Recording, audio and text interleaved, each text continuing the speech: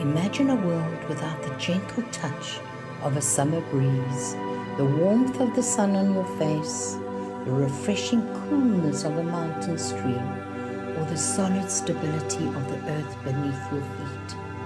These elements, air, fire, water, and earth, are the very essence of our existence, shaping our lives and our world. Each element has a unique essence which carries both positive and shadow attributes. No element is positive or negative, but rather a conglomerate of different energies. For example, we can see the soft and gentle flame of a candle or a roaring forest fire, and each has value and purpose. Each element also relates to a host of other energies and objects called correspondences, and correspondences are energies that match and play well together. Start off with the earth, and this relates to safety, protection, the material world, and the physical body. It also corresponds with the north, the color green, the root space, dirt, trees, rocks, food, bones, ancestral wisdom, and the physical energies that support and sustain us. And in astrology, the three earth signs are Taurus, Virgo, and Capricorn. We're going to be working with the sacred wheel.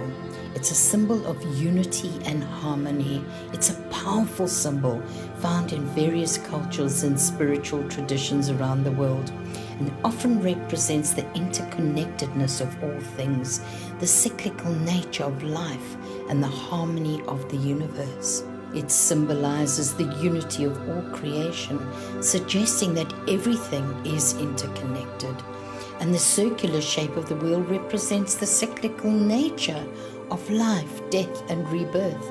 It suggests that life is a continuous journey, not a linear progression.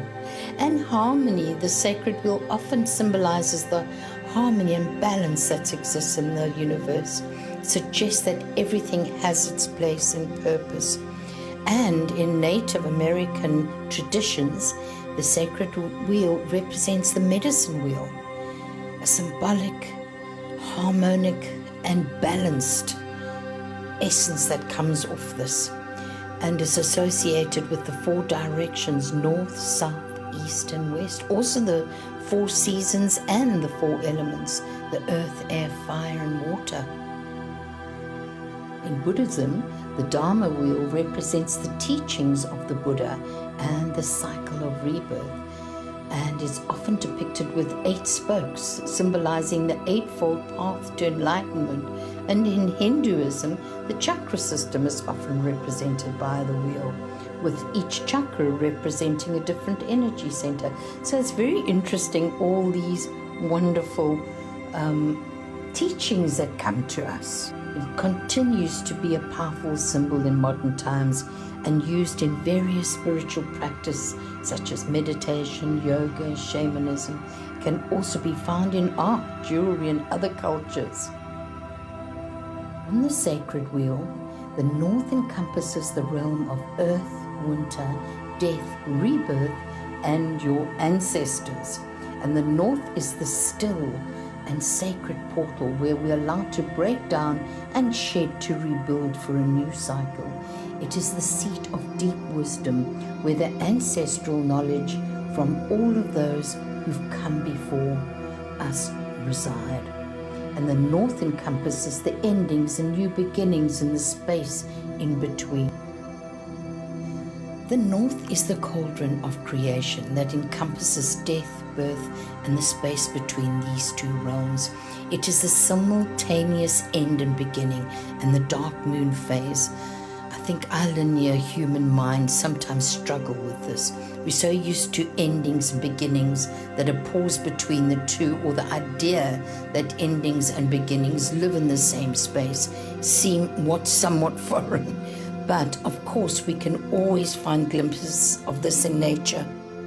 Correspondences for the north would be the element, which of course is the earth, season, which is winter, time of day is midnight, and the moon phase is dark moon.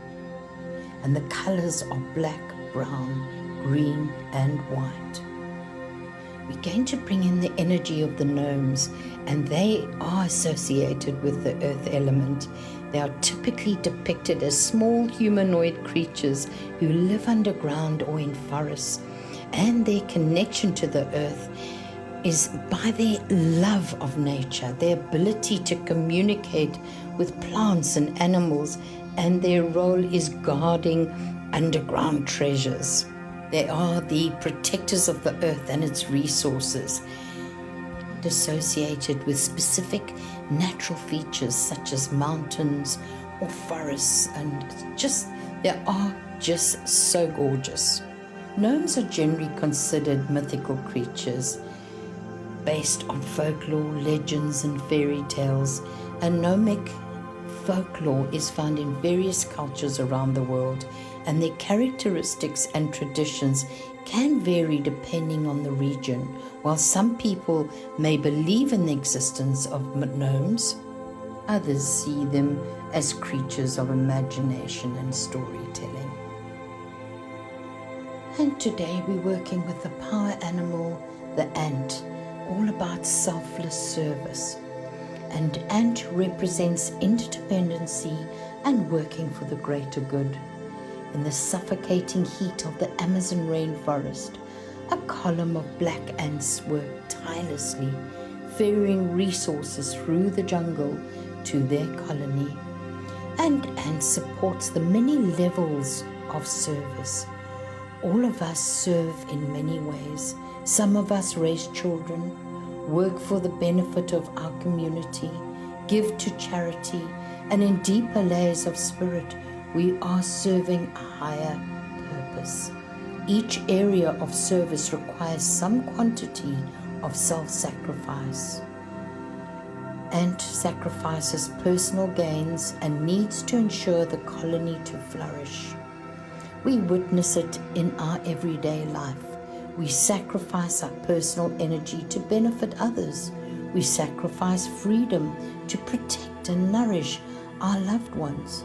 And we sacrifice physical desires to heal others for the greater good. Each aspect of service requires a surrender or release of self-centeredness. Like the ant, whose work goes unseen, so too in the inner planes our personal transformation occurs. For every selfless deed, a greater part of ourselves is embodied, our spirit.